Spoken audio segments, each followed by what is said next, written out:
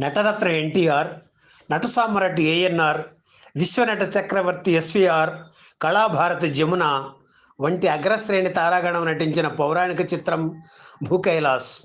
కర్ణాటకలో సుప్రసిద్ధ శైవ క్షేత్రం గోకర్ణం ఎలా వెలిసిందో తెలుపుతూ ఈ చిత్రం రూపుదిద్దుకుంది.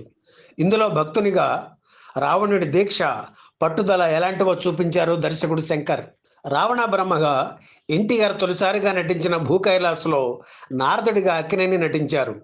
ఈ ఇద్దరు మహానటులు ఈ చిత్రంలో తాతా మనవళ్లుగా నటించడం విశేషం.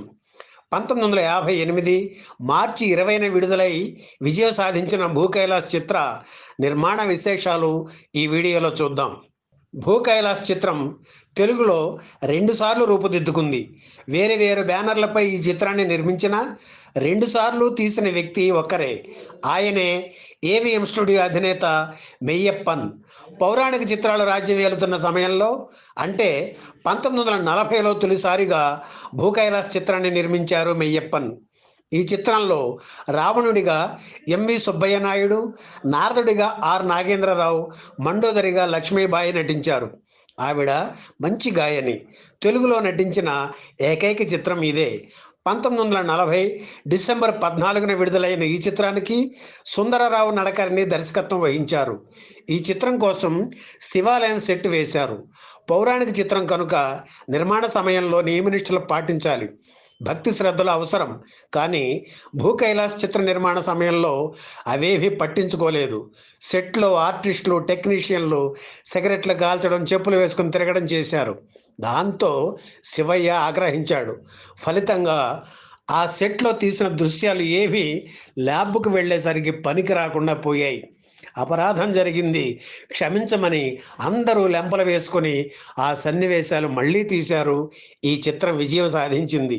అంతవరకు రాముడిగా, కృష్ణుడిగా నటించి పురాణ పురుషుడిగా, కారణ జన్ముడిగా తెలుగు ప్రజానేకంచే కీర్తింపబడుతున్న ఎన్టీఆర్ తొలిసారిగా రావణుడి పాత్ర అవలీలగా పోషించి ప్రేక్షకుల్ని పులకింపజేశారు. ఒక పాపులర్ హీరో ఇలా నెగిటివ్ షేడ్స్ ఉన్న ప్రతి నాయకుడి పాత్ర పోషించాలని అనుకోవడం సంచలనమే. ఎన్నో విమర్శలు వినిపించాయి కూడా. అయినా వాటిని లెక్క చేయకుండా ప్రత్యేక శ్రద్ధ తీసుకొని రావణుని పాత్ర పోషించారు ఎన్టీఆర్. మండోదరిగా జమున నటించారు. ఈ సినిమాలో అక్కినేని నారదుడిగా నటించడం వెనుక ఓ ఆసక్తికరమైన కథ ఉంది. ఏవిఎం సంస్థ అంతకుముందు అక్కినేనితో ఒరు ఇరవు, వదినా చిత్రాలను నిర్మించింది. అలాగే ఆయన హీరోగా సదారమ చిత్రాన్ని ప్రారంభించింది. అందులో అక్కినేనిది దొంగ పాత్ర. కొంతకాలం షూటింగ్ జరిగింది. అయితే ఆ పాత్ర విషయంలో అక్కినేని ఎందుకో అసంతృప్తి అనిపించింది.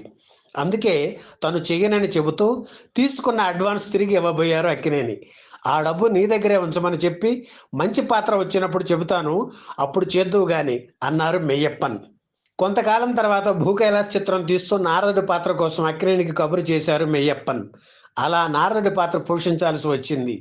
సున్నితమైన హాస్యాన్ని అందిస్తూ కలహభోజనుడిగా అక్కినేని నటన ప్రేక్షకుల్ని ఆకట్టుకుంది. భూకైలాస్లో తొలిసారిగా నారదుడిగా నటించిన అక్కినేని 1958లోనే వచ్చిన శ్రీకృష్ణ మాయ చిత్రంలో మరోసారి నారదుడి పాత్ర పోషించారు. ఈ చిత్రంలో మండోదరిగా జమున, పార్వతిగా బి సరోజాదేవి, శివుడిగా నాగభూషణం, మయబ్రహ్మగా ఎస్వీఆర్, కైకసిగా హేమలత, కుంభకర్ణుడిగా మహంకాళి వెంకయ్య నటించారు. ఇందులో రాముని అవతారం అంటే సాగే పాటలో సీతగా విజయ నిర్మల కనిపిస్తారు. అలాగే బాలీవుడ్ డాన్సింగ్ క్వీన్ హెలెన్ సుందరాంగా అందుకోరా పాటలో నటించారు. ప్రఖ్యాత కార్టూనిస్ట్ ఆర్కే లక్ష్మణ్ సతీమణి కమలా లక్ష్మణ్ సుప్రసిద్ధ నర్తకి. మున్నీట పవళించు నాగసేన పాటలో తన నృత్యంతో ఆకట్టుకున్నారు. తెలుగులో భూకైలాస్ చిత్రం తీస్తూనే అదే కథను కన్నడంలోనూ నిర్మించారు మెయ్యప్పన్. కన్నడ కంఠీరవ రాజ్ కుమార్ అందులో రావణుడి పాత్ర పోషించారు.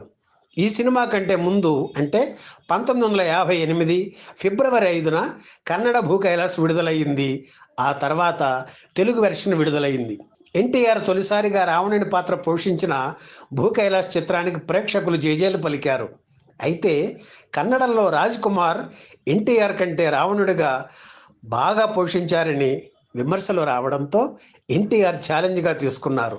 తన అభిమాన పాత్ర అయిన రావణ బ్రహ్మను అందరి మనసుల్లో నిలిచిపోయేలా పోషించాలని భావించారు.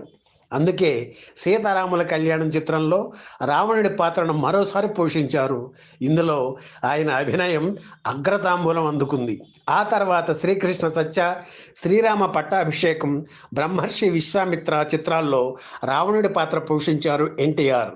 కళాభారతి జమునతో ఇక కలిసి నటించకూడదని ఎన్టీఆర్, ఏఎన్ఆర్ నిర్ణయం తీసుకుని ఆవిడను 4 ఏళ్ల దూరం పెట్టడానికి భూకైలాస్ షూటింగు వేదిక అయింది. ఒకరోజు అవుట్డోర్లో షూటింగ్ చేస్తున్నారు. ఎన్టీఆర్, ఏఎన్ఆర్ తదితరులంతా ఉన్నారు. షాట్లో జమున కూడా ఉండాలి. మిగిలిన వాళ్ళంతా సిద్ధంగా ఉన్నారు, కానీ జమున మాత్రం స్పాట్కి చేరుకోలేదు. ఇప్పటిలా సెల్ ఫోన్లు లేవుగా, పైగా సముద్ర తీరంలో షూటింగ్. ఫోన్ చేయాలంటే 3 కిలోమీటర్ల దూరం వెళ్ళి మాట్లాడాలి. ప్రొడక్షన్ మేనేజర్లు చెమట్లు కక్కుకుంటూ వెళ్ళి ఫోన్ల మీద ఫోన్లు చేస్తుంటే ఎప్పటికో జమున వచ్చారు. ఆలస్యంగా వచ్చినందుకు సారీ కూడా చెప్పకుండా నేను రెడీ అంటూ జమున స్పాట్కి రావడం అగ్రనటులకు ఆగ్రహం తెప్పించింది. అంతకుముందు ఇలాంటి సంఘటనలు 2-3 జరగడంతో ఇక లాభం లేదనుకుని జమునతో కలిసి నటించకూడదనే నిర్ణయం తీసుకున్నారు ఎన్టీఆర్, ఏఎన్ఆర్. ఈ వీడియో మీకు నచ్చితే లైక్ చేయండి, షేర్ చేయండి, వెంటనే సబ్స్క్రైబ్ కూడా చేయండి.